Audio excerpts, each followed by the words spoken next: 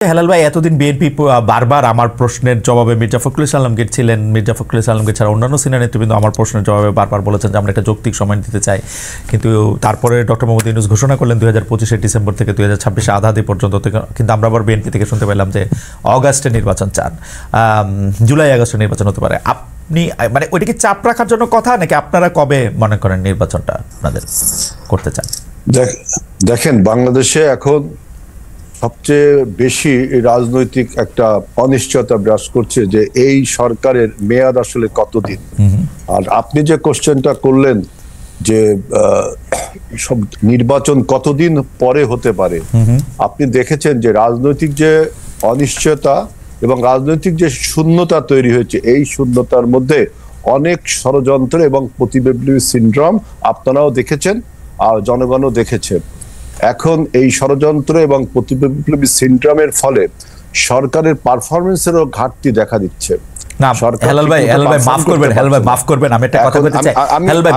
আমি শুধু একটা কথা বলতে চাই, যেহেতু আপনি আমার কথা বলেছেন যে ষড়যন্ত্র দেখতে পাচ্ছে, আমি ষড়যন্ত্র দেখতে পাচ্ছি না, কিন্তু আসলে ষড়যন্ত্র করলে বিএনপি করতেছে এরকম মনে হচ্ছে। সেটা পরে কথা বলবো। না, আচ্ছা, ওই আপনি দেখেন, আপনি ডেটটার কথা বলি যে ডক্টর ইউনূস একটা ধোঁয়াশার সৃষ্টি করলেন ডেট নিয়ে, যে আপনার দুইটা ডেট দিলেন, উনি ক্লিয়ার করলেন না এবং কিভাবে নির্বাচনটা হবে তার একটা পরিষ্কার ধারণাও দিলেন না।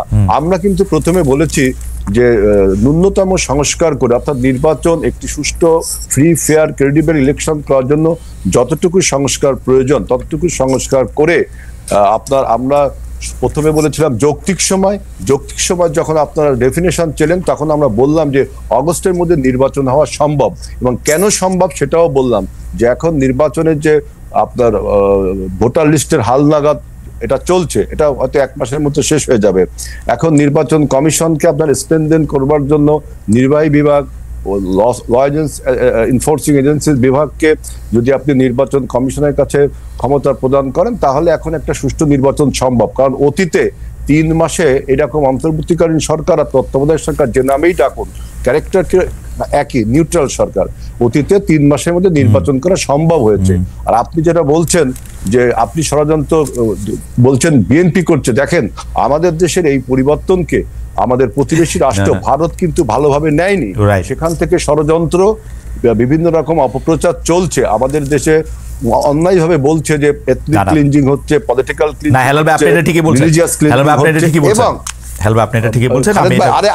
আরেকটা কথা বলি, দেখেন আমরা কিন্তু বলেছি যে আপনার এই পরাজিত মাফিয়া, এই মাফিয়া মাথা পালিয়ে গেছে, লেজ রয়ে গেছে। এই লেজে যারা রয়ে গেছে তারা প্রশাসন সহ বিভিন্ন জায়গায় পদায়ন হয়ে রয়েছে এবং বিভিন্ন রকম প্রতিবিপ্লবী সিনড্রোম আপনার দেখতে সরকার।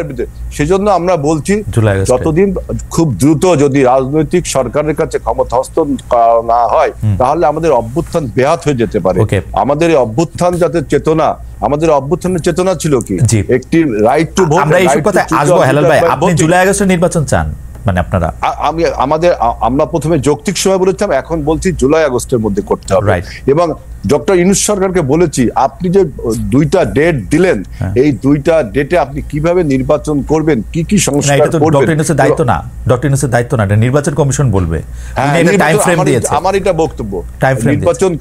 নির্বাচন কমিশন দেখেন বলেন যে সরকার যখন বলবে তখন তারা নির্বাচন, সরকার বলে দিছে তো টাইমটা। এইবার নির্বাচন কমিশন 3 মাস, 4 মাস, 5 মাস, 6 মাস আগে ঠিকই বলবে।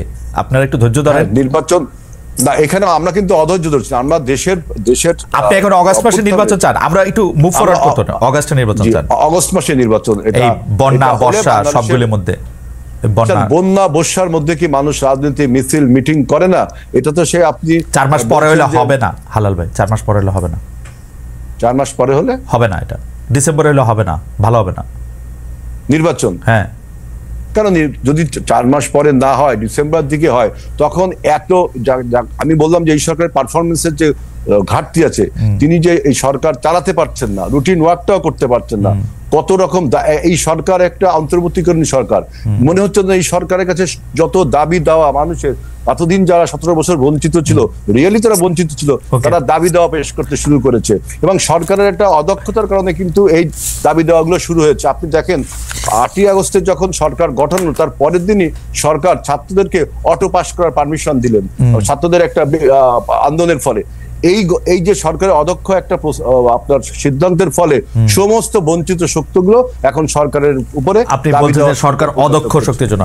আচ্ছা, আমি সরকারের শক্তি এবং অনভিজ্ঞতা, অদক্ষ এবং অনভিজ্ঞতা, ঠিক আছে, আমি এগুলিতে আসবো পরে। আমার একটু কুইক, আপনার কাছে কি মনে হয় যে আমরা জুলাই আগস্টের যে আন্দোলনের সময় দেখেছি, সেই আন্দোলনের সময়তে শেখ হাসিনা সরকারের উৎখাতের জন্য সবাই একসাথে কাজ করেছে, সবাই নানা জায়গায় মানে যে যার জায়গা থেকে সাহায্য করেছে, কিন্তু এই সরকারের সমন্বয়করা বিশেষ করে যে শুধু জামায়াত শিবিরের কথা বলে, এটা কারণ কি? আপনাদের কথা কেন বলে না? হেলাল ভাই, আপনি যদি একটু ছোট করে বলেন, কোথায় গিয়ে সেটা আটকাইলো? আমাকে যদি বলতে হয়, দেখেন বাংলাদেশে আপনার আন্দোলন বা কোনো কৃতিত্বকে হাইজ্যাক করার একটা সিনড্রোম আমরা 71 সালেও দেখেছি, যেভাবে আওয়ামী লীগ আপনার 71 সালের চেতনাকে হাইজ্যাক করে নিজেদের বলে চালিয়ে দিতে চেয়েছিল। এবারও আমি এরকম একটা 24-এর গণ অভ্যুত্থানে এরকম সিনড্রোম আমরা দেখতে পাচ্ছি। কিরকম দেখেন, এটা জুলাই গণ অভ্যুত্থান, কিন্তু এই জুলাই গণ অভ্যুত্থানের পিছনে যে দীর্ঘ 17 বছরের মানুষের সংগ্রাম, রক্ত ক্ষয়, লড়াই সংগ্রামের যে ইতিহাস রয়েছে, সেই ইতিহাসটিকে ভুলে গিয়ে একটি বাইনারি কনফিউশন তৈরি করেছে যে 17 বছর না বাংলাদেশ কাঁপানো 34 দিন, এটা একটা বলেছে। আর একটা বলছে যে কে মাস্টার মাইন্ড, তারপরে বলছে যে ছাত্ররা আমাকে নিয়োগ করেছে। এই সমস্ত বাইনারি কনফিউশন, আমি সেটা মানলাম, কিন্তু ধরেন যে কোনো পলিটিক্যাল পার্টির মধ্যে বিএনপির কথা না বলে যে জামায়াতের কথা বলার কারণ কি? এটার কারণ কি একটা হইতে পারে যে বিএনপি কি শেষ মুহূর্তে এসেও 23-24 তারিখেও আসলে ভাবতেছিল যে আওয়ামী লীগ সরকারই রয়ে যাবে, তো সেই জন্য সে আর নতুন নিপীড়ন নির্যাতনের মধ্যে যেতে চায় না? না, এটা তো ঠিক না। আমাদের যে বৈষম্য বিরোধী যে ছাত্র জোট তৈরি হয়েছিল, সেই বৈষম্য বিরোধী ছাত্রদের most of the student participation হলো জাতীয়তাবাদী ছাত্র দলের।